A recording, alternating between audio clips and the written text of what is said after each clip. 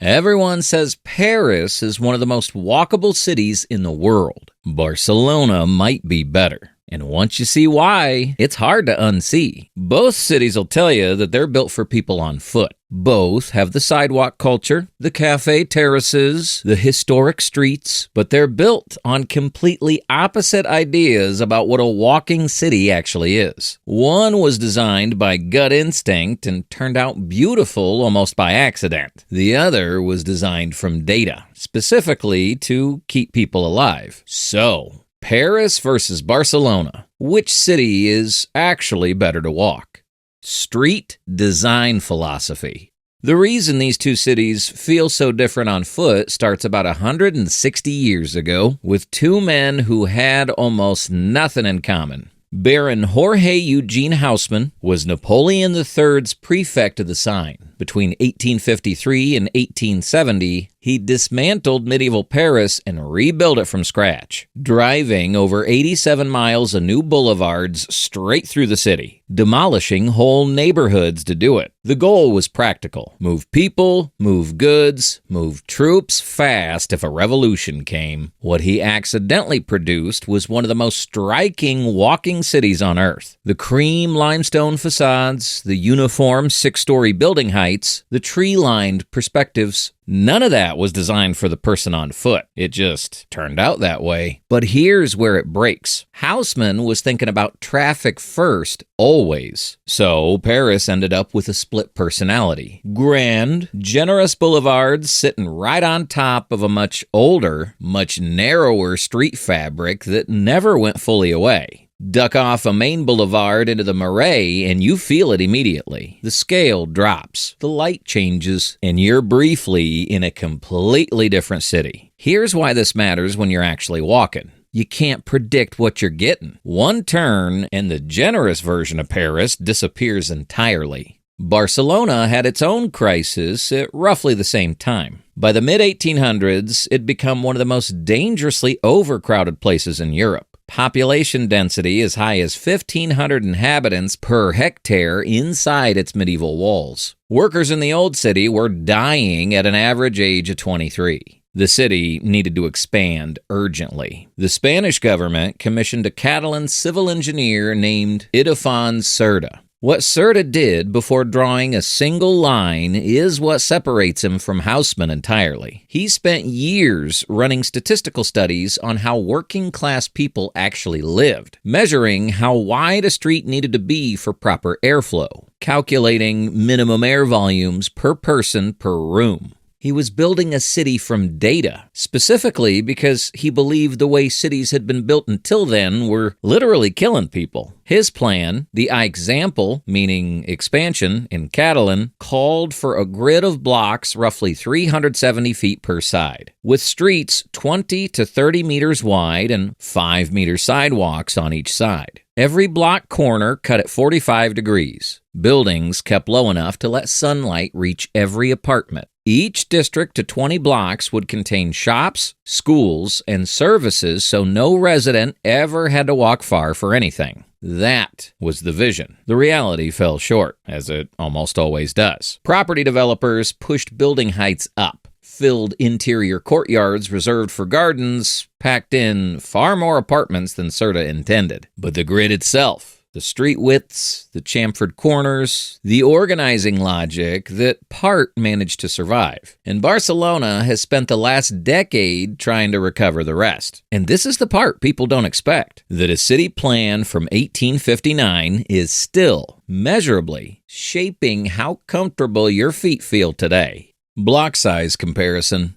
The chamfered corners of the example are worth understanding because they're not decorative. Cerdà designed them for steam trams that needed wide turns. The trams never fully materialized, but the corners did. And what they produce on foot is something visitors notice without being able to name. Intersections open up wider than you expect. Sight lines are clear before you step off the curb. Each corner creates a small apron of extra space that fills naturally with cafe tables, trees, or people just standing around talking. As a pedestrian, you feel at ease. A 2023 peer-reviewed study found that sidewalks in walkable Barcelona average just under 16 feet wide, a figure largely driven by CERTA's specifications from the 1800s. Across roughly 520 blocks in one of the densest cities in Europe, that consistency is genuinely rare. What you feel on foot is reliability. You always have space. This is where Barcelona pulls ahead. Paris has no equivalent standard. The medieval street pattern that survived Haussmann through the Marais, the Latin Quarter, was never built around consistent logic. Primary boulevards like Boulevard Montmartre carry sidewalks nearly 30 feet wide. Turn onto a secondary street and that drops to about 13 feet.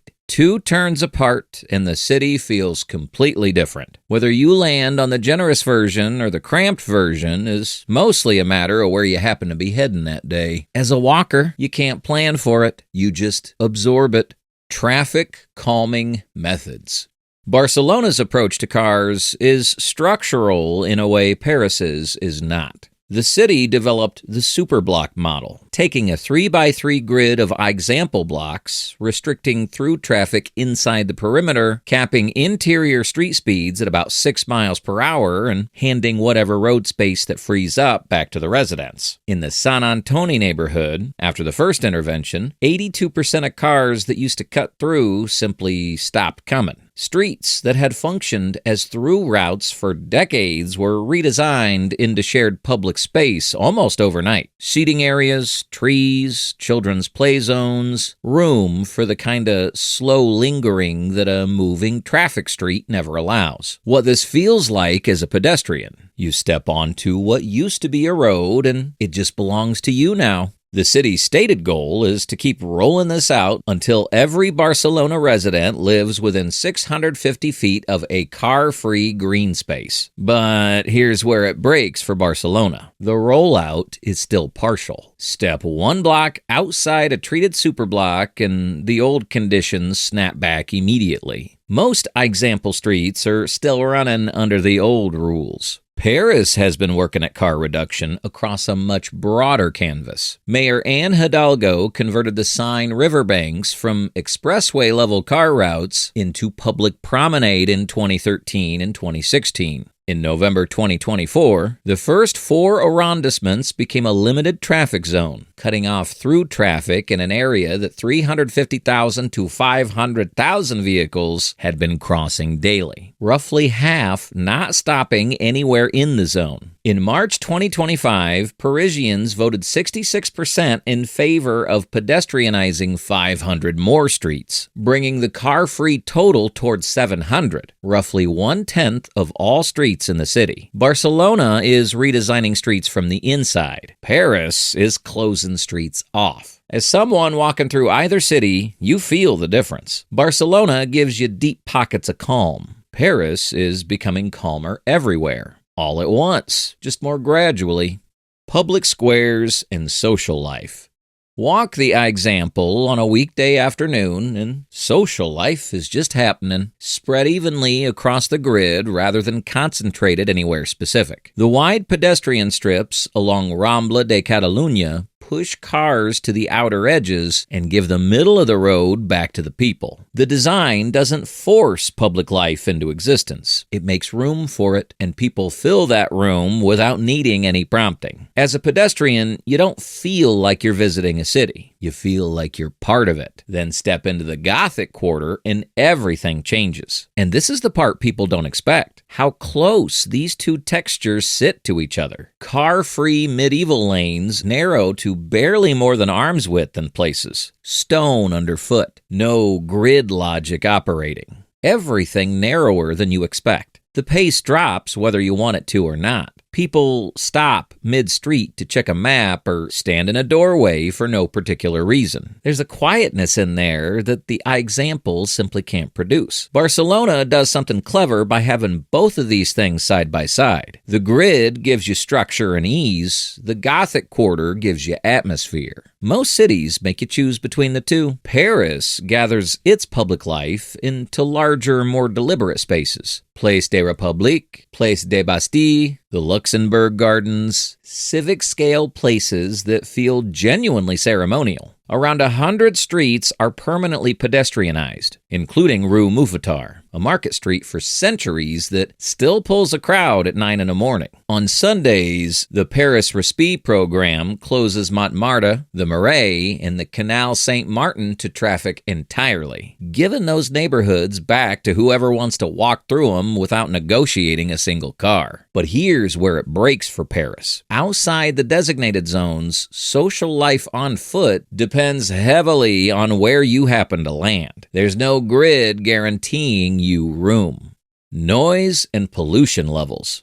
And this is the part people don't expect, and it catches a lot of visitors completely off guard. Barcelona takes a hit here that doesn't get talked about enough. The European Environment Agency puts Barcelona among European cities with the highest share of residents exposed to significant noise pollution. In the example specifically, major road sections sit between 65 and 70 decibels during the day. That's roughly the volume of a loud restaurant, sustained across entire streets all day long. As recently as 2019, half of all Barcelona residents were living above EU noise limits. Inside the district that urban planners worldwide hold up as a model for pedestrian design. What this feels like as a pedestrian. You arrive expecting a calm, human-scaled city. The reputation says one thing, the baseline noise says another. The superblocks have been taking a measurable dent. Treated areas saw daytime noise fall by 4.1 decibels and nitrogen oxide drop 33% at reclaimed intersections. But the rollout is still partial. This is where Paris quietly pulls ahead.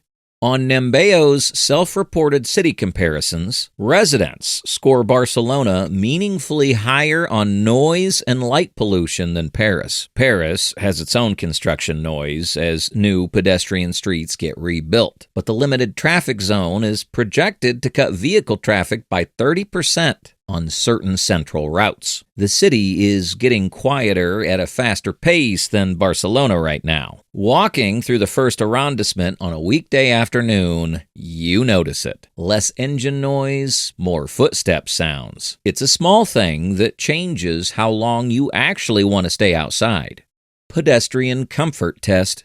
Barcelona is flat. That sounds obvious, but after 5 or 6 hours of walking, it becomes the most important factor in the whole comparison. The example grid is legible enough that getting seriously disoriented requires genuine effort. Crossings are frequent. The chamfered corners make intersections feel cooperative rather than adversarial. The Mediterranean climate keeps terrace life going well into autumn. So the street stays warm and inhabited long after northern European cities have pulled inside for the year. As a pedestrian, everything is calibrated to make you want to stay out longer. And this is the part people don't expect. How dramatically the Gothic Quarter shifts the feel of a full day on foot. Car-free lanes, stone underfoot, no grid logic, everything narrower than you expect. It makes a full day of walking feel like two very different cities without leaving the same few square miles. But here's where it breaks. The example can start to repeat after a while. 5 blocks north looks like 5 blocks south. The consistency that makes it comfortable is the same thing that makes it predictable. Paris has real hills, especially around Montmartre, and sidewalk quality shifts noticeably depending on which tier of Haussmann's hierarchy you land on. The primary boulevards are beautiful to walk. The secondary streets can feel squeezed and cluttered in ways that the example never does. But here's where Paris pulls ahead on feel. It makes discovery feel automatic. You follow a side street that looked like nothing on the map and find yourself inside a 19th century covered passage full of amber light and bookshops. You turn into a courtyard by accident, and there's a garden that nobody photographed yet. Something new arrives before you finish processing the last thing. After a full day of walking, you come back with more questions than when you started. Walkability champion.